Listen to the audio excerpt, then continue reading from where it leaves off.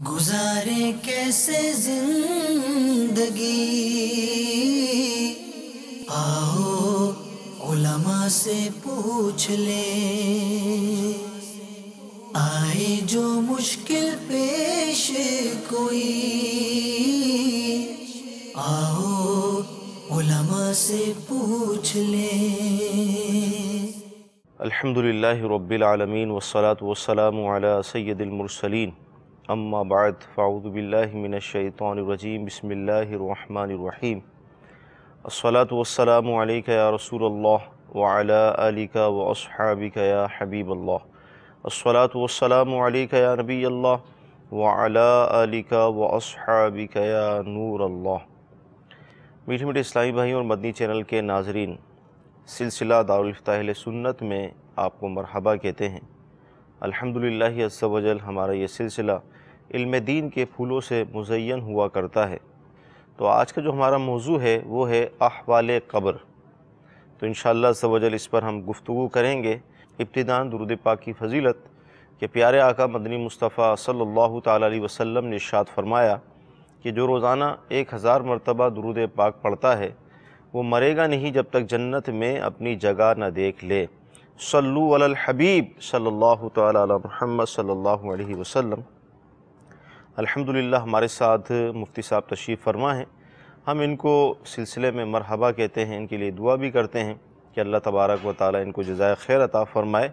آج کا جو ہمارا موضوع ہے جو میں نے آپ کے سامنے عرض کیا وہ ہے احوال قبر، یعنی قبر والوں کے جو حالات ہوتے ہیں۔ انشاءاللہ عز و جل اس پر ہم گفتگو کریں گے۔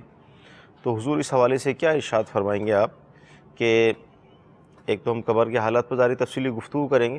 عموماً یہ ہوتا ہے کہ ہمارے معاشرے کے اندر لوگ جو ہے جب وہ پریشانی کا شکار ہو جاتے ہیں، مصائب کا شکار ہو جاتے ہیں، کاروبار نہیں چلتا، تو وہ موت کی دعا بھی کرتے ہیں، تمنا بھی کرتے ہیں۔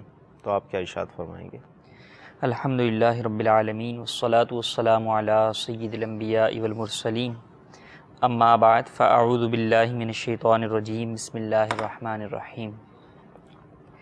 موت کے حوالے سے جو ہے وہ آپ کا سوال ہے، اور چونکہ آج کا ہمارا ٹاپک جو ہے وہ قبر سے متعلق ہے، اور قبر کے اندر جو ہے وہ جانا موت کے بعد ہی ہوتا ہے۔ صحیح۔ تو اول تو یہ جانا جائے کہ موت کے بارے میں اسلامی تصور کیا ہے۔ ٹھیک۔ یعنی موت جو ہے وہ یہ نہیں ہے کہ بندہ ختم ہو گیا، فنا ہو گیا اور ناپید ہو گیا۔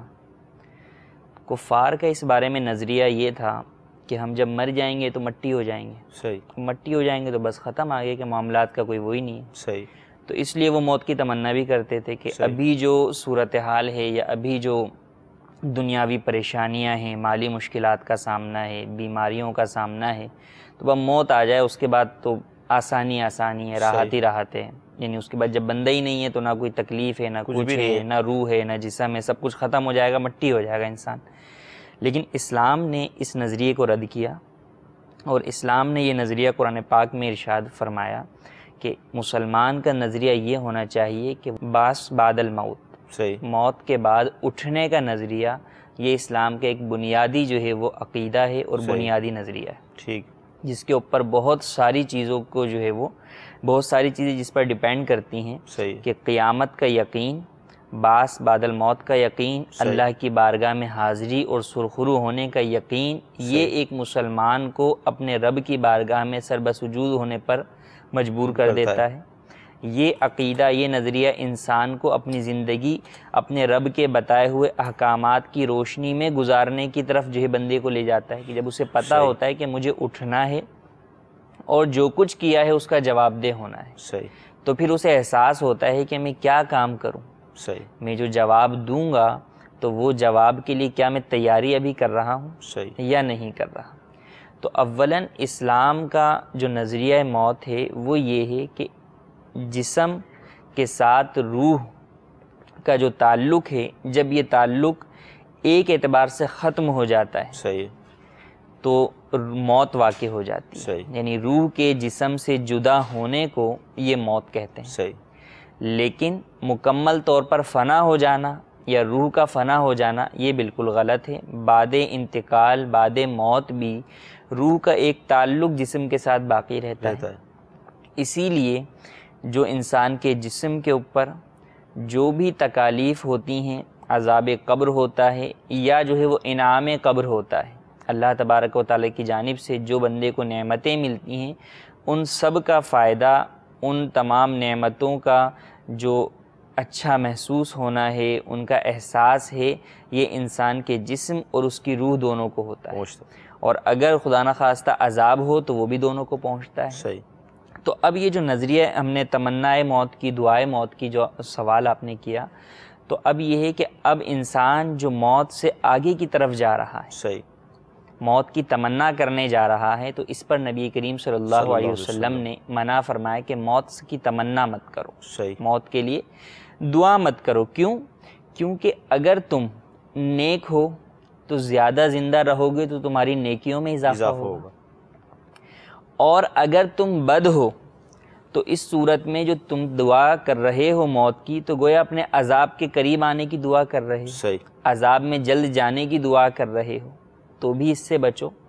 اور کیا پتہ کہ زیادہ اگر کچھ عرصے زندہ رہ جاؤ تو اللہ تبارک و تعالیٰ کی جانب سے توفیق مل جائے، ہدایت مل جائے، اور اپنے جو ہے وہ گناہوں سے باز آ جاؤ، توبہ کر لو، تو وہ جو تمہارا عرصہ زندگی ہے جس کو تم جو ہے وہ جلدی مانگ رہے ہو کہ وہ ختم ہو جائے اور میں آگے کی طرف چلے جاؤں، ہو سکتا ہے وہی تمہارے لیے ذریعہ نجات بن جائے۔ صحیح، کہ حدیث مبارک کا مفہوم ہے کہ ایک انسان پوری زندگی جو ہے وہ برائیوں میں عمل کرتا رہتا ہے، برائیوں کے اندر زندگی گزار دیتا ہے، لیکن آخر وقت کے اندر، اپنی آخری عمر کے اندر ایسے اعمال کر دیتا ہے کہ جن اعمال کی وجہ سے وہ داخل جنت ہو جاتا ہے۔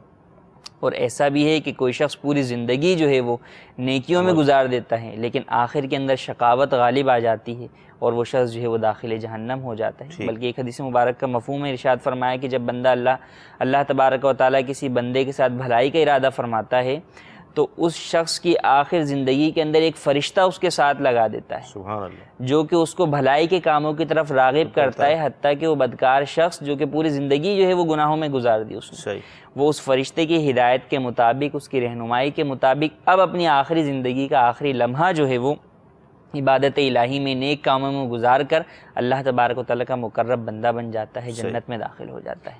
تو کبھی بھی آسائشوں کی کمی سے یا پریشانیوں کا سامنا کرتے ہوئے موت کی تمنا نہیں کرنی چاہیے۔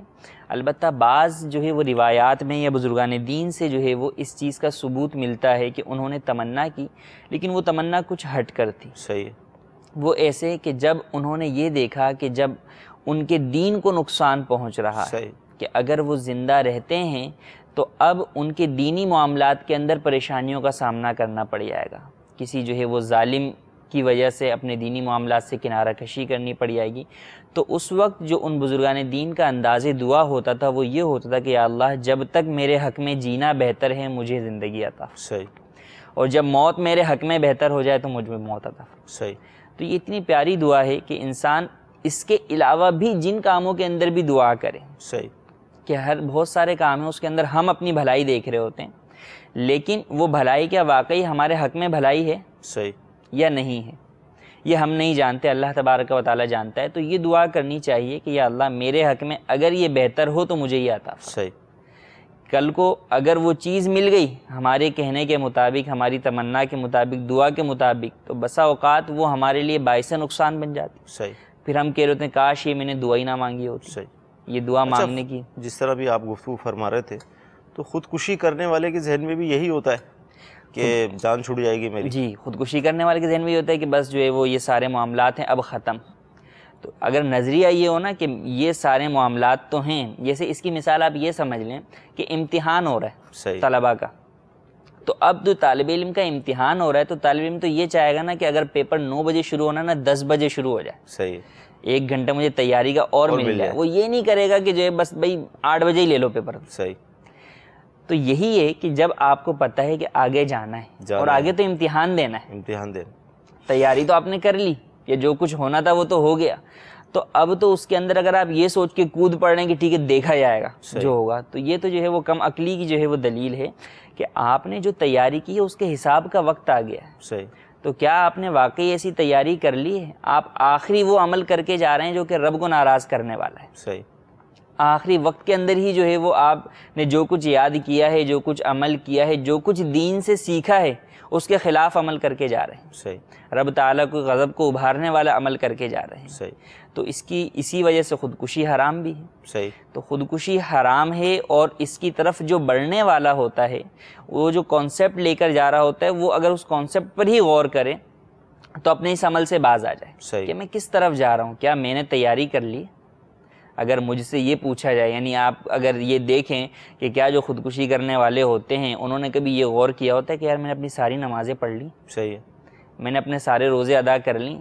تو اس طرف تو کوئی دھیان ہی نہیں ہوتا نا۔ بس وہ اصل میں پریشانی کی وجہ سے، جی جی، کہ پریشانیوں کا سامنا نہ کرنا، تو یہ تو جوان آدمی کا کام نہیں۔ صحیح، تو مسلمان تو بہادر ہوتا ہے، اور بہادر مسلمان تو جوانیوں جو ہے وہ پریشانیوں کا سامنا کرتا ہے، صبر کرتا ہے، اللہ تبارک و تعالیٰ کی جانب سے جو ہے وہ اجر کا جو ہے وہ مستحق بنتا ہے، اللہ تبارک و تعالیٰ کا محبوب بندہ بنتا ہے کہ اللہ صابرین کو پسند کرتا ہے۔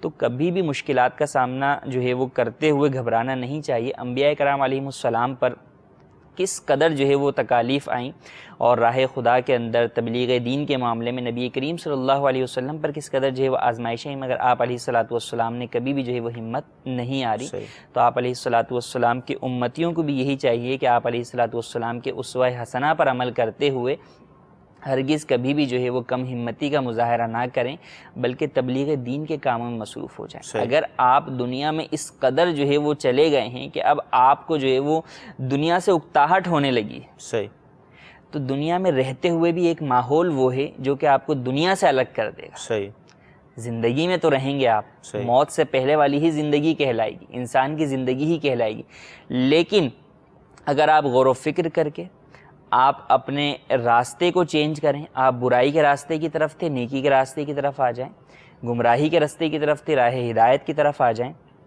آپ پہلے فلمیں ڈراموں میں سکون تلاش کرتے تھے، ذکر الہی کی طرف آ جائیں، صحیح، آپ جو ہے وہ مال و دولت کے اندر جو ہے مصروف تھے، عبادتوں کو چھوڑا ہوا تھا، عبادت کی طرف آ جائیں۔ صحیح، تو الغرض آپ جتنی بھی معاملات کے اندر مصروف تھے، جن کی بنیاد کی وجہ سے آپ کو اپنی زندگی جو ہے بوجھ لگنے لگی ہے اپنے اوپر، وہ اس لیے کہ آپ اپنی زندگی اپنے لیے جی رہے، اپنی زندگی کو رب کی جانب سے امانت سمجھ کر گزاریں گے، تو پھر ہرگز کبھی بھی یہ موقع نہیں آئے گا، یہ وقت نہیں آئے گا کہ انسان اپنی جو ہے وہ زندگی سے اکتاہٹ کا شکار ہو جائے۔ تو میں یہ سمجھتا ہوں کہ رمضان کے مہینے میں ایک مسلمان کو جتنا سکون نصیب ہوتا ہے کسی اور مہینے میں، صحیح بات، وجہ کیا ہے؟ وہی مسلمان ہے، 12 مہینے مسلمان ہے، اس مہینے میں بھی مسلمان ہے، لیکن اس مہینے میں خاص طور پہ جب مسلمان اپنے آپ کو دنیاوی آلائشوں سے پاک کر لیتا ہے، اللہ کی طرف آتا ہے، اللہ کی طرف آ جاتا ہے، عبادت الہی یعنی اپنی زندگی کو یہ چینج کر لیتا ہے۔ اگر آپ ایک انسان کے 12 مہینے رکھیں تو 11 مہینے کی زندگی ایک طرف ہے اور ایک مہینے کی ایک طرف، وہ ایک چمکدار زندگی ہے، وہ ایک پرسکون زندگی ہے، ایک روحانی زندگی ہے، اللہ تبارک و تعالیٰ کی عبادت میں مصروف زندگی ہے۔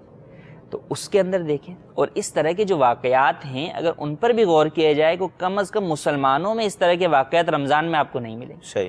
رمضان میں ہر بندہ مصروف ہوتا، صبح سحری سے لے کے اور تراویح تک جو ہے وہ مصروف ہے کہ نماز پڑھنی ہے، اب اس سے فارغ ہو افطار کرنی ہے، افطار سے فارغ ہو تراویح کی تیاری کرنی ہے۔ تو کہنے کا مطلب یہ ہے کہ اگر ہم اپنی بقیہ زندگی کو بھی رمضان جیسا بنا لیں، بقیہ مہینوں کو بھی ہم رمضان کے مطابق گزارنے کی کوشش کریں، وہی ساعتیں وہی سعادتیں تو مکمل نہیں پا سکتے، لیکن اس کا کچھ حصہ ضرور ہم اپنے دیگر مہینوں میں بھی لا سکتے ہیں، کہ ہم نمازوں کی پابندی کریں، ہم نوافل کی پابندی کریں، ہم روزے پورے مہینے نہیں رکھ سکتے، ہفتے میں ایک دن روزہ رکھیں، ہفتے میں ایک دن نہیں رکھ سکتے، 15 دن میں ایک دن روزہ رکھیں، دیگر کام کریں، عبادت کریں، صدقہ و خیرات کریں، مسلمانوں کے ساتھ میل جول رکھیں، حسن سلوک کریں، صلہ رحمی کریں۔ یہ سارے معاملات ہیں کہ جب ان کے اوپر ہم عمل کریں گے تو پھر ہرگز کبھی بھی یہ وقت ہم پر نہیں آئے گا کہ ہم موت کی تمنا کریں، بلکہ بندہ تو یہ چاہے گا کہ یا اللہ مجھے ایک رمضان اور دکھا دے، سبحان اللہ، مجھے جو ہے وہ ایک بار جو ہے وہ حج اور نصیب فرما، سبحان اللہ۔ تو یہ اس انسان کا عمل ہو جاتا ہے، یہ اس کی دعائیں ہو جاتی ہیں جو کہ رب کی عبادت میں اپنی زندگی گزارتا ہے اور زندگی کو امانت الہی تصور کرتا ہے۔ مدنی چینل کے ناظرین، ماشاءاللہ ہمیں یہ جواب ملا کہ موت کی تمنا کرنے کے حوالے سے یا موت کی دعا کرنے کے حوالے سے کیا کانسیپٹ اور کس طرح کا اس کا انداز ہونا چاہیے۔ اللہ تعالیٰ نے الحمدللہ عز و جل ہمیں مسلمان پیدا کیا، آج ہم مسلمان ہیں، تو دعا یہ کریں کہ اسلام کے اندر بوڑھے ہو جائیں، جو اس دنیا سے اس حال میں رخصت ہوتا ہے کہ وہ بوڑھا ہو جاتا ہے، اس کے سفید بال آ جاتے ہیں، تو ایسی بھی روایت ملتی ہیں کہ جب یہ بوڑھا قبر میں جاتا ہے تو اللہ تبارک و تعالیٰ اس پر رحم فرماتا ہے، اس کے سفید جو بال ہوتے ہیں یہ بھی اس کی بخشش کا سامان بن جاتے ہیں۔ تو لہذا موت کی تمنا کرنا اور اللہ نہ کرے اللہ تعالیٰ ہم سب کو محفوظ فرمائے، خودکشی کے حوالے سے سوچنا اور یہ کام کر گزرنا، یہ جان اس سے چھوٹتی نہیں بلکہ اس سے جان اور پھنس جاتی ہے۔ اور روایت میں ملتا ہے کہ جو جن آلات کے ساتھ خودکشی کرتا ہے وہی آلات اس پر عذاب کی صورت میں بھی مسلط کر دیے جاتے ہیں۔ اللہ تعالیٰ ہم سب کو محفوظ فرمائے۔ کچھ کالز کو ہم شامل کرتے ہیں۔ میرا سوال یہ ہے کہ جو قبر پہ سینے رکھی جاتی ہیں تو ان سینوں پر کلمہ شریف لکھتے ہیں ایک سین پر، اس کا لکھنا کیسا ہے؟ اور یہ میت کی کے چٹائی بچھا دیتے ہیں، وہ چٹائی بچھانا کیسا ہے؟ انشاءاللہ عز و جل عرض کرتے ہیں۔ جی اگلی کال۔ میرا نام حافظ محمد فتح اللہ قادری اتاری ہے، میں اکاڑا چک نمبر 1 فرل 5 مرلہ سکیم پنجاب سے بات کر رہا ہوں۔ دارالفتہ اہل سنت میں میرا سوال یہ ہے کہ فجر کی سنتیں جو ہم لوگ پڑھتے ہیں ان کے پڑھنے کا طریقہ بتا دیا جائے کہ اگر کوئی اسلامی بھائی مسجد میں آیا ہے تو جماعت کھڑی ہے تو کیا وہ پہلے سنتیں ادا کرے یا پہلے فرض پڑھے؟ اگر پہلے فرض پڑھ لے تو ان میں سنتیں کس طرح ادا کرے گا؟ انشاءاللہ عرض کرتے ہیں۔ جی اگلی کال۔ قرآن پاک پڑھا جاتا ہے موبائل کے اوپر، یہ لا یمسہ الا المطہرون کے زمرے میں آتا ہے یا نہیں؟ اس کے لیے کیا وضو کرنا ضروری ہے قرآن پاک دیکھ کر پڑھنے کے لیے جو موبائل کے اوپر موجود ہوتا ہے؟ اس سوال کا جواب دیجیے گا، شکریہ۔ انشاءاللہ عرض کرتے ہیں۔ جی اگلی کال۔ سر میرا آپ سے یہ سوال ہے کہ سفر میں کیسے نماز پڑھی جائے؟ انشاءاللہ عرض کرتے ہیں۔ جی اگلی کال۔ میں ڈیکوریشن کا دکان کھولنا چاہتا ہوں، اس میں یہ جنریٹر وغیرہ ہوتے ہیں تو کرائے پہ دینا جائز ہے یا ناجائز؟ اور دوسرا سوال ہے کہ گھڑی باندھ کے نماز پڑھنا، پٹے والی گھڑی باندھ کے نماز پڑھنا جائز ہے یا مکروہ ہے؟ انشاءاللہ عرض کرتے ہیں۔ پہلے ہمارے کالر تھے کہ قبر پر سیرے رکھنا کیسا، اس پہ کلمہ لکھنا کیسا، اور چٹائی وغیرہ کے حوالے سے۔ قبر پر سل رکھنا جو ہے وہ کہ قبر پر جو سل وغیرہ رکھی جاتی ہے تو دیکھیں قبر پر، کفن پر، یہ دیگر قبر کے اندر دیواروں پر جو لکھا جاتا ہے تو یہ روشنائی وغیرہ سے یا کلر وغیرہ سے تو اس کو لکھنے کی اجازت نہیں ہے، البتہ شہادت کی انگلی سے جو ہے وہ لکھا جائے۔ صحیح ہے۔ تو شہادت کی انگلی سے جو ہے وہ قبر کے اندر دیواروں پر کچھ لکھتے ہیں، میت کے بدن پر لکھتے ہیں، کفن پر لکھتے ہیں، قبر کی سل پر لکھتے ہیں، تو اس میں شرعاً کوئی حرج نہیں ہے بلکہ یہ جائز ہے، اور اس سے برکت چونکہ مقصود ہوتی ہے۔ لیکن نظر تو آتا نہیں ہم نے جو لکھا۔ ہاں تو یہی ہے کہ برکت جو ہے جو حاصل ہونی ہے اس کے لیے نظر آنا ضروری نہیں ہے۔ اللہ تبارک و تعالی کا کلام لکھ کر مردے کو جو ہے وہ برکت دینی مقصود ہوتی ہے، جس طرح مردے کو تکلیف ہو رہی ہوتی ہے یا جو ہے وہ مردے کو جو انعام مل رہے ہوتے ہیں وہ بھی ہمیں نظر نہیں آتے، ہم ایصال ثواب کرتے ہیں وہ بھی نظر نہیں آتا، تو ہر چیز کو جو ہے وہ ہم عقل کے ترازو پہ تول کر کے جو چیز دکھے اسی کو مانے، ایسا نہیں ہے۔ تو جتنے بھی روحانی معاملات ہیں چونکہ ان کا تعلق ہی روح سے ہے، اور جس طرح روح نظر نہیں آتی، صحیح، تو اسی طریقے سے جو روحانی معاملات ہیں ان کے اندر جو ہے وہ چونکہ برکت مقصود ہوتی ہے تو اس اعتبار سے اس میں کوئی حرج نہیں ہے۔ ہاں پینٹ وغیرہ سے جو ہے وہ نہ لکھا جائے، نہ ہی روشنائی وغیرہ سے لکھا جائے۔ چٹائی میت کو جو ہے بعض اوقات چٹائی جو ہے وہ میت کے رکھتے ہیں، تو چٹائی قبر میں تو نہیں رکھی جاتی، ڈولی وغیرہ میں رکھی جاتی ہے یا جہاں پر میت رکھی ہوئی ہوتی ہے وہاں رکھی جاتی ہے۔ اس میں یہ وجہ ہوتی ہے کہ چونکہ میت کے بدن کے اوپر بالکل کفن ہوتا ہے، تو اگر خدا نخواستہ جو ہے وہ جسم سے کوئی رطوبت وغیرہ ایسی نکلے تو وہ رطوبت ڈائریکٹ نکل کے جو ہے وہ کسی کے کپڑوں پہ نہ لگے یا اور کچھ کسی کو ناپاک نہ کر دے، تو اس اعتبار سے وہ چٹائی بچھائی جاتی ہے احتیاطاً۔ ٹھیک۔ فجر کی سنتوں کا طریقہ ارشاد فرما دیں، پہلے پڑھیں یا جماعت کے بعد پڑھیں، کیا کریں؟ فجر کی سنتیں جو ہے وہ قریب با واجب ہیں، ان کو پڑھنا بے حد ضروری ہے، سنت موقدہ ہیں اور قریب با واجب ہیں، دیگر سنتوں کے مقابلے میں سب سے زیادہ تاکیدی حکم رکھتی ہیں۔ صحیح ہے۔ اسی لیے نماز فجر کے وقت کے اندر ٹوٹلی وقت میں ابتدا سے لے کے انتہا تک، صبح صادق سے لے کر طلوع آفتاب تک پورے وقت میں کوئی نفل نماز جائز نہیں ہے، لیکن چونکہ یہ سنت موقدہ قریب با واجب ہے اس لیے اس کے پڑھنے کا حکم ارشاد فرمایا گیا۔ تو اب یہ فجر کی نماز سے پہلے پڑھنا یہ سنت موقدہ ہے، لیکن اگر کوئی شخص مسجد میں آتا ہے، جماعت کھڑی ہوئی ہے، تو اب اگر اسے یہ معلوم ہے کہ میں سنت اپنی پڑھنے کے بعد جماعت میں شامل ہو جاؤں گا، اگرچہ آخری قعدے میں ہی امام کے ساتھ شامل ہوں، تو اس کے لیے حکم یہ ہے کہ جس حصے میں نماز ہو رہی ہے اس حصے سے ہٹ کر، جیسے اندر والے حصے میں ہو رہی ہے تو باہر برآمدے میں آ کر کسی سترے کی آڑ میں جو ہے وہاں پر اپنی 2 رکعت سنتیں ادا کرے اور اس کے بعد جماعت میں شامل ہو جائے۔ اور اگر یہ معلوم ہے کہ میں سنتیں ادا کروں گا تو امام صاحب جو ہے وہ سلام پھیر دیں گے، مجھے قعدہ اخیرہ بھی نہیں ملے گا، تو اب اس صورت کے اندر یہ ہے کہ وہ امام کے ساتھ جماعت میں شامل ہو جائے اور یہ سنتیں اب نہ پڑھے۔ اب جماعت ہونے کے بعد بھی یہ سنتیں پڑھنے کی اجازت نہیں ہے، کیونکہ فجر کے بعد جو ہے وہ سنتیں پڑھنے کی اجازت نہیں ہے۔ صحیح۔ اب یہ کب پڑھے گا؟ جب طلوع آفتاب ہو جائے گا، فجر کا وقت ختم ہو جائے گا، پھر 20 منٹ جو مکروہ وقت ہیں وہ گزر جائے گا، تو اب یہ سنتیں پڑھ سکتا ہے۔ لیکن صحیح۔ اب بھی یہ سنتیں اسی دن ظہوہ کبریٰ سے پہلے جسے عوام زوال کا وقت کہتے ہیں، اس سے پہلے پڑھ سکتا ہے۔ صحیح۔ اگر یہ وقت گزر گیا تو اب پھر اس کی قضا نہیں ہے۔ آج کل موبائل کا دورہ ہے، ہر ہاتھ میں موبائل نظر آتا ہے۔ یہ بات بڑی دیکھنے میں آ رہی ہے کہ لوگ موبائل پر ہی اب قرآن پڑھنا شروع کر دیا ہے۔ اس میں آسانی نظر آتی ہے، سفر کے اندر بھی پڑھ لیتے ہیں۔ تو اس حوالے سے اس کا شرعی حکم ارشاد فرمائے کہ موبائل پر قرآن پڑھنا کیسا، اور اس کے لیے کیا وضو بھی ضروری ہے؟ موبائل پر دیکھیں قرآن پاک پڑھنا تو جائز ہے۔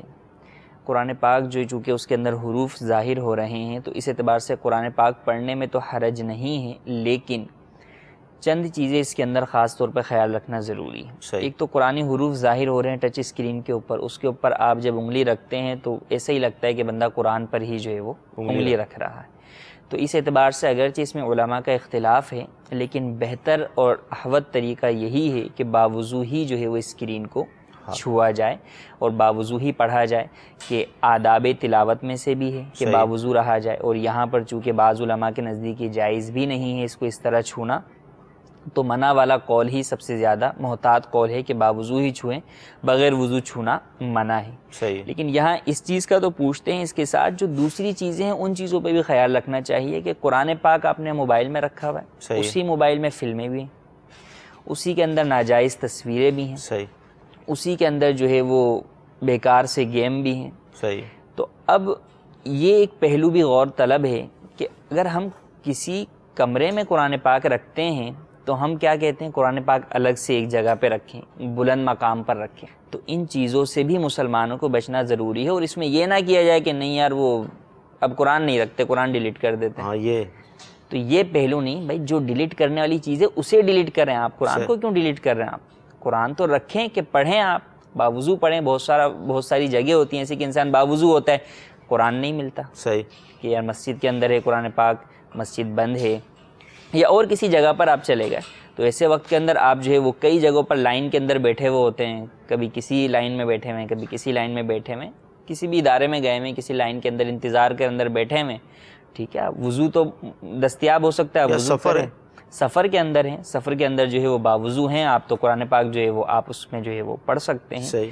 تو اس کا خیال ضرور رکھیں کہ قرآن پاک پڑھیں، کہ قرآن پاک کی تلاوت کو ہم نے بھلا دیا۔ صحیح۔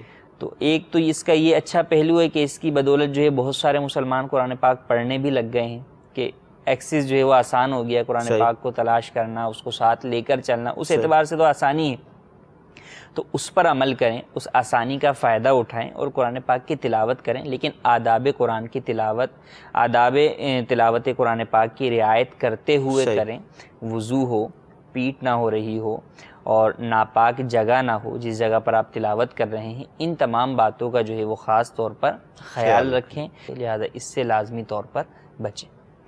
مدنی چینل کے ناظرین، موبائل فون جو ہے فی زمانہ آج کل ہمارے معاشرے میں ایک یعنی بہت اہم چیز ہے، ہماری جسم کا ایک حصہ یہ بن چکا ہے۔ ایک کاش اس کا صحیح استعمال ہمیں آ جائے، یعنی اس وقت گناہوں کا ایک یہ بڑا زبردست آلہ بنا ہوا ہے۔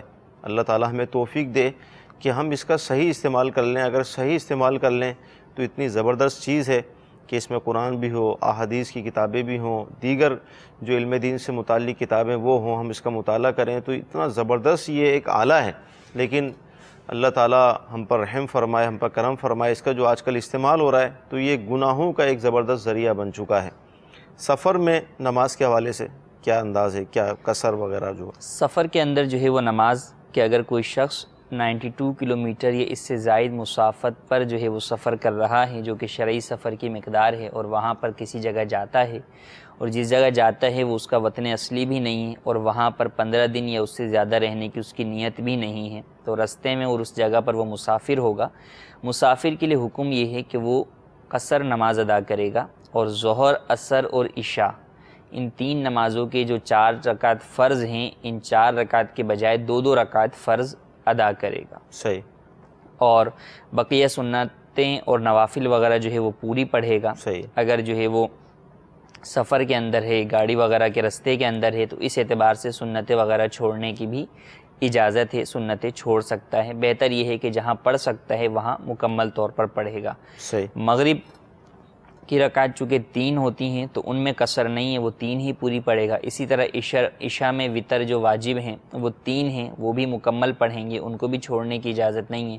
اور فجر کی نماز تو چونکہ ہوتی ہی 2 رکعت ہے، تو اس اعتبار سے 2 رکعت ہی رہے گی۔ ٹھیک۔ تو سفر کے اندر جو ہے وہ یہ خاص جو ہے، سفر کے اندر یہ نہیں ہو سکتا کہ آپ 2 رکعت کو 4 پڑھیں کہ زیادہ ثواب ملے گا، ایسا نہیں ہے، بلکہ گناہگار ہوں گے، اور اگر 2 رکعت پر قاعدہ نہیں کیا تو اس صورت میں نماز فاسد ہو جائے گی، کیونکہ مسافر کے لیے دوسری رکعت پر قاعدہ جو ہے وہ فرض ہے کہ وہی اس کا قاعدہ اخیرہ ہے۔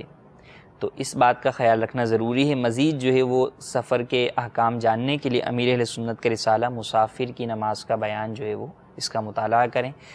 کتاب جو ہے وہ نماز کے احکام میں یہ رسالہ موجود ہے۔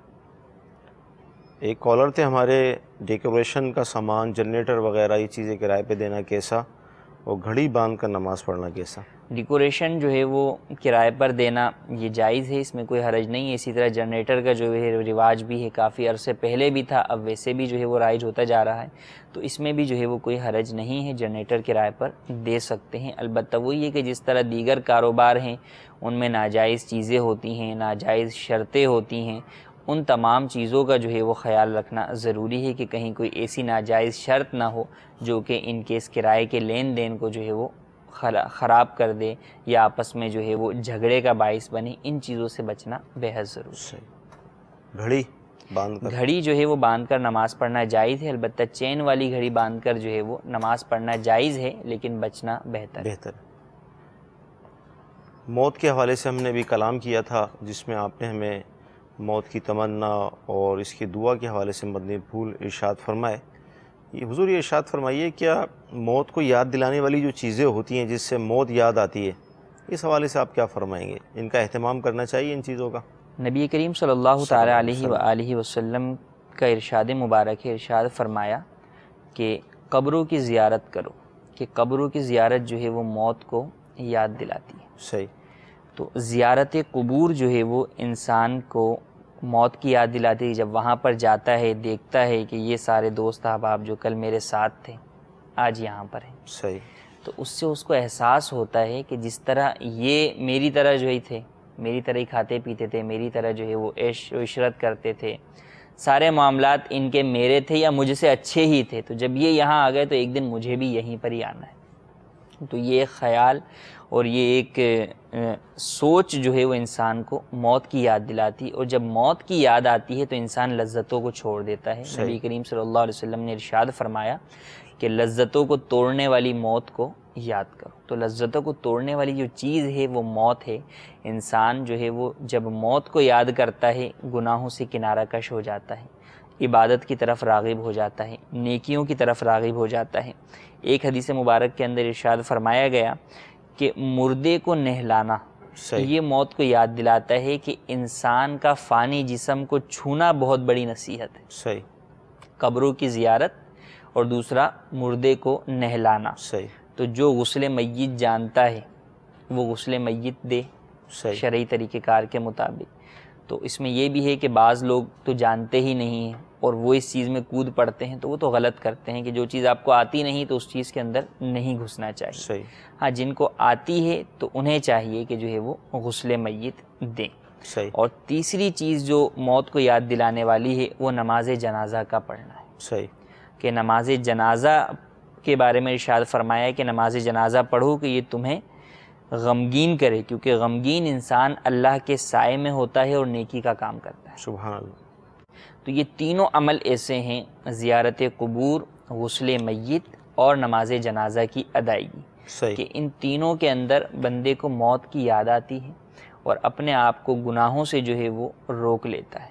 اور یہ ایک ایسا عمل ہے کہ قبرستان جو بھی جاتا ہے، کیسا ہی جو خوش باش ہو اور جو ہے وہ خوش مزاح ہو، کچھ بھی ہو، لیکن قبر کا ایک جو اثر ہے، وہ اس پر ہوتا ہے۔ قبرستان کا جو ایک اثر ہے، موت کی جو ایک کیفیت ہے اور ایک جو ماحول ہے، وہ اگرچہ لمحے کے لیے ہی جاتے ہیں، صحیح، یعنی مسجد کے اندر آتے ہیں تو چلے جاتے ہیں، فوری طور پہ جو ہے وہ بدل جاتے ہیں، اپنے معاملات میں مصروف ہو جاتے ہیں، لیکن قبرستان جب جاتے ہیں، کسی کی میت کے ساتھ ہی بھلے جائیں، ویسے زیارت کے لیے نہ جائیں، کسی کی میت دفنانے کے لیے ہی جاتے ہیں، تو آپ دیکھیں گے کہ واپسی آتے ہوئے بہت سارے افراد کا جو ہے وہ ذہن چینج ہوتا ہے، آتے ہوئے گفتگو بھی موت کے حوالے سے ہو رہی ہوتی ہے کہ یار دیکھیں کل تو ہمارے ساتھ ہی تھا، آج جو ہے وہ گزر گیا۔ تو قبروں پر جانا بے حد جو ہے وہ ضروری ہے کہ اس سے انسان کو اپنے آپ کو، اپنے نفس کو گناہوں سے روکنے میں اور نیکیوں پر عمل کرنے میں مدد ملتی ہے۔ صحیح۔ اسی طریقے سے جمعہ کے دن ارشاد فرمایا گیا کہ جمعہ کے دن جو ہے وہ قبروں کی زیارت کریں۔ تو اسی طرح شب براءت کے اندر خاص طور پر جو نبی کریم صلی اللہ علیہ وسلم نے خود بھی جو ہے وہ عمل کیا کہ آپ علیہ الصلاۃ والسلام نے جو ہے وہ زیارت قبور کی، جنت البقیع کے قبرستان میں تشریف لے گئے، اور اسی اعتبار سے تمام مسلمان جو ہے وہ سال میں ایک بار جاتے ہیں صحیح، کم از کم جو ہے وہ، کہ میت کے فاتحہ، ایصال ثواب، دیگر معاملات کرتے ہیں۔ تو اس کے علاوہ بھی جانا چاہیے، ویسے بھی جانا چاہیے، کم از کم ہر جمعے کے دن تو لازمی طور پر کوشش کریں اپنے طور پر کہ قبرستان میں ضرور حاضری دیں۔ اور یہ ضروری نہیں ہے کہ جس قبرستان کے اندر ہمارے دوست احباب ہیں یا رشتہ دار ہیں اسی میں جائیں، کسی بھی قبرستان میں چلے جائیں۔ صحیح، اگر آپ کسی اور جگہ رہتے ہیں اور آپ کے اعزاء اقربا آپ کے گاؤں میں یا وطن اصلی میں وہاں پر جو ہے وہ مدفون ہیں، تو آپ یہاں چلے جائیں کسی بھی قبرستان میں، وہاں جا کر فاتحہ ایصال ثواب کریں اور وہیں سے اپنے مرحومین کو ایصال ثواب کریں۔ صحیح۔ تو ایسا بھی کیا جا سکتا ہے۔ جیسے بھی آپ نے ارشاد فرمایا کہ قبرستان جائیں، قبروں کو دیکھیں، مردے کو ہاتھ لگائیں، غسل دیں، تو اس سے کیفیت ایک سنجیدگی، ایک غمگین والی کیفیت ہو جاتی ہے۔ لیکن یہ میں ظاہر اصلاح کے لیے آپ سے یہ سوال عرض کر رہا ہوں کہ آج کل ہماری کیفیت کیا ایسی نہیں ہو گئی ہے؟ جیسے سیلاب آتے ہیں، زلزلے آتے ہیں، طوفان آتے ہیں، اسی طرح اچانک فائرنگیں ہوتی ہیں، دھماکے ہوتے ہیں، لوگ مر جاتے ہیں، ہماری کیفیت میں کوئی واضح تبدیلی نہیں آتی۔ جنازے کے اندر ہم شریک ہوتے ہیں تو ہمیں ایک ہی بندہ وہاں پر روتا ہوا نظر آ رہا ہوتا ہے کہ بھئی یہ اسی کا مطلب گھر والا ہے یہ، اور عام لوگ باتیں بھی کر رہے ہوتے ہیں، سگریٹیں بھی پی رہے ہوتے ہیں۔ یعنی وہ کیفیت جو آپ بیان کر رہے ہیں اب کم دیکھنے میں آتی ہے، اس حوالے سے کیا فرمائیں گے؟ ایسا تو ہے کہ واقعی وہ کیفیت جو تھی بزرگان دین کی وہ تو نہیں ہے، یعنی سبھی روتے تھے، سبھی روتے تھے کہ معلوم نہیں ہوتا تھا کہ کون جو ہے وہ اس کا جو ہے وہ لواحقین میں سے کون ہے، سبھی لواحقین شمار ہوتے تھے، ہر ایک یاد کر کے روتا تھا۔ لواحقین جو ہے وہ مردے کو یاد کر کے روتے تھے، دیگر افراد اپنی موت کو یاد کر کے روتے تھے۔ تو آج کل اس اعتبار سے تو واقعی کمی ہے کہ یہ جو واقعات کثرت سے ہوتے ہیں، حادثات ہوتے ہیں، ان سب کو بھی ایڈوانچر کے طور پر لیا جاتا ہے۔ یعنی اگر کسی جگہ پر زلزلہ آیا ہوا ہے یا اگر زلزلے کی آپ ویڈیوز دیکھ رہے ہیں، سوشل میڈیا پہ دیکھ رہے ہیں، ویسے دیکھ رہے ہیں، تو اسے انجوائمنٹ کی غرض سے دیکھ رہے ہیں آپ، یہ دیکھ رہے ہیں ہوا کیا تھا، یعنی اب اس سے آپ نے کیا عبرت حاصل کی، اس چیز سے ہم نے کیا سیکھا کہ اگر اس مقام پر میں ہوتا تو میرا کیا ہوتا، اور جو ہے مجھے کیا کرنا چاہیے کہ آج اگر میں یہاں بیٹھا ہوا ہوں، جیسے یعنی کئی دفعہ یہ گزشتہ جو زلزلے اور دیگر اس طرح کے حوادثات آئے تو ان میں بعد میں جو ایک رپورٹس آئیں وہ یہ کہ جناب ان علاقوں کے اندر گناہوں کی کثرت تھی، دیگر معاملات تھے۔ تو یہ ہم یہ نہیں سوچتے کہ کیا ہمارے یہاں گناہوں کی کثرت نہیں ہے، کیا میں گناہ کثرت سے نہیں کرتا، کیا میں جو ہے وہ یہ گناہ نہیں کرتا، کیا میں نمازیں نہیں چھوڑتا، کیا میں فجر میں نہیں سو رہا ہوتا، کیا میں جو ہے وہ فلمیں ڈرامے نہیں دیکھ رہا۔ تو جب ان پر آ سکتی ہے، اگرچہ وہ کافر ہیں، تو مجھ پر نہیں آ سکتی؟ صحیح، تو بالکل آ سکتی ہے۔ اللہ تبارک و تعالیٰ کے غضب سے جو ہے وہ انسان کو ہمیشہ ڈرتے رہنا چاہیے، اللہ تبارک و تعالیٰ سے عافیت کی ہی دعا کرنی چاہیے، اور اس معاملے میں بے حد یہ ضروری ہے کہ لوگوں کو دین کے اعتبار سے اپنے آپ کو حساس بنانا چاہیے۔ اب تو لوگ ان چیزوں کو لطیفوں کے اندر، میسیجز کے اندر، مذاق کے اندر جو ہے وہ اڑا دیتے ہیں۔ صحیح، اس طریقے کی بھی جو ہے وہ کئی میسیجز اور وہ آتے ہیں، اور ان میں تو بسا اوقات یہ بھی نقصان ہوتا ہے کہ جب بھی آپ اس طرف بڑھتے ہیں عام لوگ، یہ ایک بہت اہم وہ ہے کہ کبھی بھی اپنے مذاق میں میسیجز کے اندر کم از کم دین کو نہ لے کر آئیں. صحیح. کیونکہ دین کو آپ جب لاتے ہیں تو عمومی طور پر جو ہے نا وہ انسان کو ایسے چیزوں کی طرف لے جاتا ہے کہ اکثر میسیجز ایسے دیکھے گئے ہیں جو کہ دائرہ اسلام سے خارج کر دیتے ہیں. صحیح. کسی میں جو ہے وہ اللہ کے عذاب کا مذاق اڑایا جا رہا ہوتا ہے، کسی میں اللہ تبارک و تعالیٰ پر معاذ اللہ اعتراض ہو رہا ہوتا ہے، کسی میں جو ہے وہ کچھ اور دین کے کسی معاملے کی توہین ہو رہی ہوتی ہے. تو اس کی تو بے حد جو ہے وہ ضرورت ہے کہ آخر اللہ تبارک و تعالیٰ جو ہمیں وارننگ دے رہا ہے، وارن کر رہا ہے کہ جو ہے وہ سدھر جائیں. یہ ساری جتنی بھی معاملات ہوتے ہیں اللہ تبارک و تعالیٰ نے قرآن پاک میں دیکھے نا پچھلی قوموں کے واقعات ارشاد فرمائے. وہ کیوں کیے؟ وہ اسی لیے کہ مسلمانوں تمہارے لیے نصیحت ہیں، عبرت ہے. عبرت کہ جب وہ اتنی بڑی بڑی قومیں تھیں، اتنے طاقتور تھے، اتنے جو ہے وہ بلند و بالا تھے، اور اس قدر جو ہے لمبی لمبی عمریں تھیں ان کے نبی علیہ الصلوۃ ان کو جو ہے تبلیغ کی دعوت دی، سارے معاملات کیے، لیکن اس کے باوجود جب وہ راہ راست کی طرف نہیں آئے تو اللہ تبارک و تعالیٰ نے ان کو مٹا دیا، اس تو نابود کر دیا، تاریخوں میں نشان تک نہ رہا. صحیح. تو آج اگر ہم وہ تمام جو واقعات قرآن میں بیان کیے گئے، مکمل واقعے بیان کرنے کے بعد آخر میں اللہ تبارک و تعالیٰ یہ ارشاد فرماتا ہے جو مفہوم ہے کہ جو ہے وہ کیا تم اس میں غور نہیں کرتے، کیا تم اس میں تفکر نہیں کرتے، تمہارے لیے عبرت ہے، پچھلوں کے قصے تمہارے اگلوں کے لیے عبرت ہیں. تو عبرت ہونا اور حاصل کرنا، صحیح. تو عبرت حاصل کرنا بے حد ضروری ہے کہ اگر انسان عبرت حاصل نہیں کرے گا، اس چیز کو جو ہے وہ مذاق میں جو ہے وہ اڑا دے گا، تو اس صورت کے اندر تو جو ہے وہ انسان کے لیے سراسر خسارہ ہی خسارہ ہے. تو بالکل یہ بے حد ضروری ہے کہ اگر ہم کوئی بھی اس طرح کا واقعہ دیکھیں تو اپنی موت کو یاد کریں، اپنے معاملات کو اس کے اوپر جو ہے وہ کر دیکھیں. حالانکہ اچھا دیکھیں، یہی چیز آپ دنیا میں دیکھ لیں کہ اگر کوئی ملک جو ہے وہ ترقی کرتا ہے یا کوئی قوم ترقی کرتی ہے ٹیکنالوجی کے اندر، دیگر چیزوں میں، تو ہم اس کو چھوڑ نہیں دیتے کہ نہیں یار یہ تو ایسے ہی ہے، یا اس کا مذاق نہیں اڑاتے، ہم اس کو فالو اپ پر چلے جاتے ہیں. یار میں نے بھی ویسے ہی کرنا ہے، میں نے بھی وہی چیز بنانی ہے.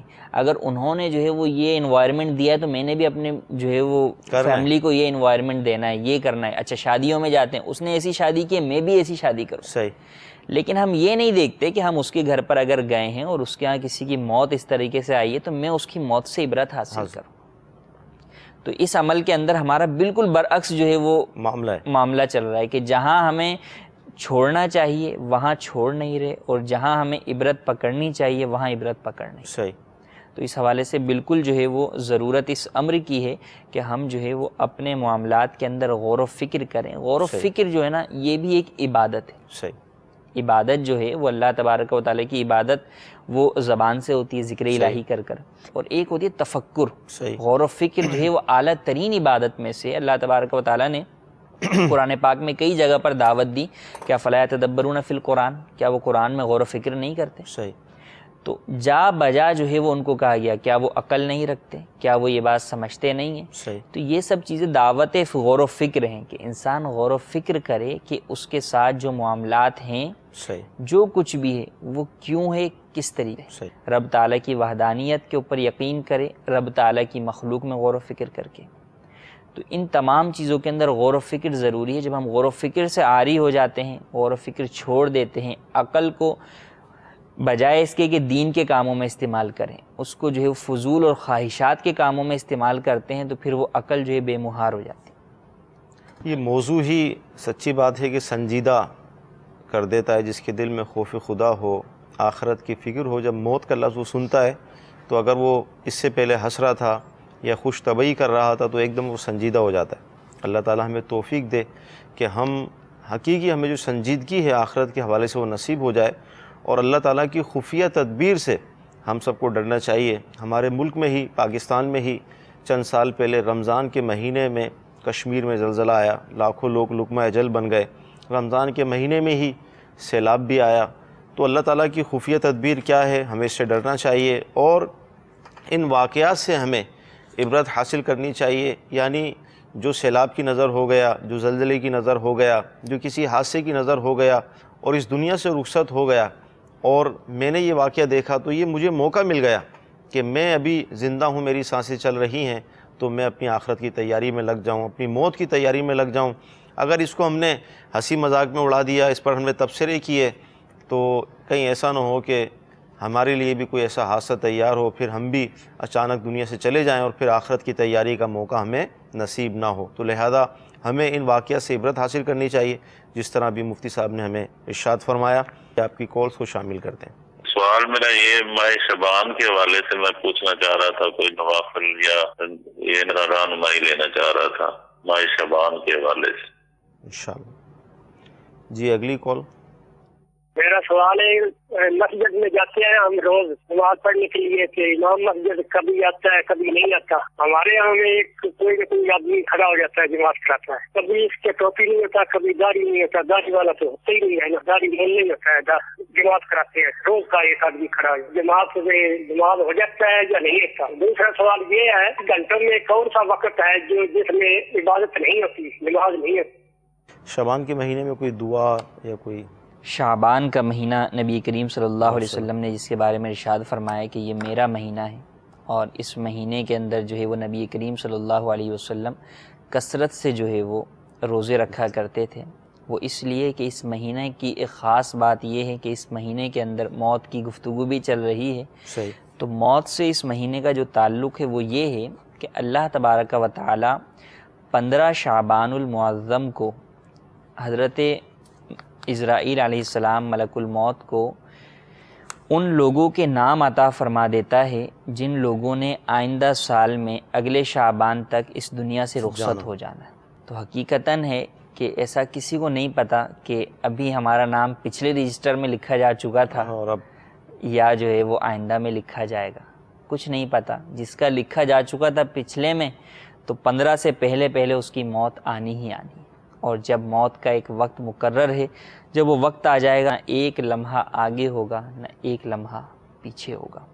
تو ماہ شعبان اندر کثرت سے روزے رکھیں، نوافل کی کثرت کریں، البتہ اس میں اس بات کا خیال رکھیں، اور یہ جو ایک چیز ہے یہ تمام مہینوں کے ساتھ ہے صحیح کہ ہمارے بہت سے احباب وہ ہیں جن کے پچھلی زندگی میں روزے قضا ہو چکے ہوتے ہیں، قضا نمازیں ہوتی ہیں، تو جب وہ قضا روزے رکھیں تو اپنے قضا روزے رکھیں، یعنی یہ جو نوافل روزے آ رہے ہیں ان میں اپنے قضا روزے رکھیں اور قضا کی ہی نیت کریں، قضا اور نفل کی نیت مکس نہ کریں۔ صحیح، قضا کی نیت کریں اور اللہ تبارک و تعالیٰ سے دعا کریں کہ مولا مجھے جو ہے وہ اس کا ثواب بھی عطا فرما۔ تو اللہ تبارک و تعالیٰ کی ذات سے امید ہے کہ اللہ تبارک و تعالیٰ چاہے تو اس کا ثواب بھی عطا فرما سکتا ہے، لیکن چونکہ قضا روزے کی پوچھ گچھ ہوگی، صحیح، پکڑ ہوگی، سوال ہوگا اس کا، تو اولاً وہ رکھنے ضروری ہیں، ان کو جلد از جلد رکھ کر وہ جتنے بھی قضا ہیں ان کی ادائیگی درست طریقے سے کر لیں۔ نمازوں کے اندر بھی نفل نماز کی جگہ اپنی قضا نمازیں ادا کریں۔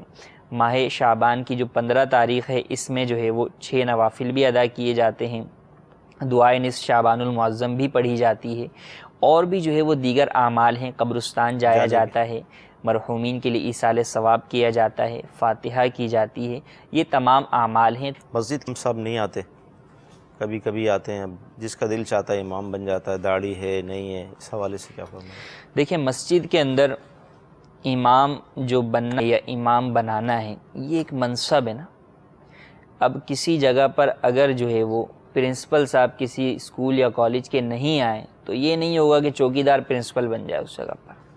تو اسی طریقے سے مسجد اللہ تبارک و تعالیٰ کا گھر ہے، نماز پڑھانے کے لیے وہاں پر امام متعین ہوتا ہے جو کہ اہل ہوتا ہے۔ اہل ہونا ضروری ہے کہ اس کی قرات درست ہو، اس کو مسائل نماز کا علم ہو، شرعی اعتبار سے وہ جو ہے وہ وضو وغیرہ کے معاملے میں معذور شرعی نہ ہو۔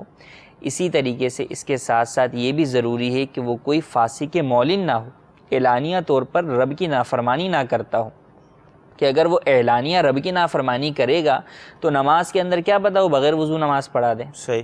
جو شخص آپ کے سامنے رب کی نافرمانی کر رہا ہے، آپ کے سامنے لوگوں کے سامنے داڑھی منڈا رہا ہے، لوگوں کے سامنے جو ہے وہ سری جھوٹ کا ارتکاب کر رہا ہے، تہمتیں لگا رہا ہے، گالیاں دے رہا ہے، فلمیں ڈرامے دیکھ رہا ہے، تو اگر کوئی ایسا شخص ہے کہ جب وہ لوگوں کے سامنے رب کی نافرمانی سے باز نہیں آ رہا تو پھر کیا معلوم کہ وہ علیحدگی کے اندر کیا کرے، وہ بغیر وضو کی ہی نماز پڑھا دے، یا نماز کے لیے کھڑے ہو اور جو چیزیں پڑھنی ہیں وہ پڑھے ہی نہیں۔ صحیح۔ تو چونکہ نماز ایک اہم معاملہ ہے، امام جو ہے وہ جماعت کے اندر رب تعالیٰ کی بارگاہ میں حاضری کے اعتبار سے آگے ہوتا ہے، رب تعالیٰ کی بارگاہ میں مقتدیوں کی طرف سے مناجات کرتا ہے، تو اس کا اہل ہونا ضروری ہے کہ وہ رب کی بارگاہ میں جسے ہم اپنا نمائندہ بنا رہے ہیں وہ اہل تو ہو، وہ نا اہل ہوگا تو جو ہے وہ کس طریقے سے مناجات کرے گا، کیا معاملات کرے گا، رب تعالیٰ تو اس پر ناراض ہوگا۔ تو اس اعتبار سے یہ بات ضروری ہے کہ امام اہل کو بنایا جائے۔ اگر اہل امام میسر نہیں ہے تو اس صورت کے اندر اپنی نماز علیحدہ علیحدہ ادا کریں۔ اس بات کی اجازت نہیں ہے کہ کسی بھی شخص کے پیچھے نماز پڑھ لی جائے، چاہے وہ داڑھی منڈا ہو، چاہے جو ہے وہ اسے نماز پڑھنی آتی ہو یا نہیں آتی ہو۔ تو ان چیزوں کا خاص طور پر خیال رکھنا ضروری ہے۔ اللہ تعالیٰ کی بارگاہ میں ہم دعا کرتے ہیں کہ اللہ تعالیٰ آج کا ہمارا یہ سلسلہ اپنی بارگاہ میں قبول فرمائے، جو سنا ہے، جو دیکھا ہے، اس پر عمل کرنے کی توفیق عطا فرمائے۔ صلو علی الحبیب صلی اللہ تعالی علی محمد صلی اللہ علیہ وسلم۔ گزارے کیسے زندگی، آؤ علماء سے پوچھ لیں، آئے جو مشکل پیش کوئی، آؤ علماء سے پوچھ لیں۔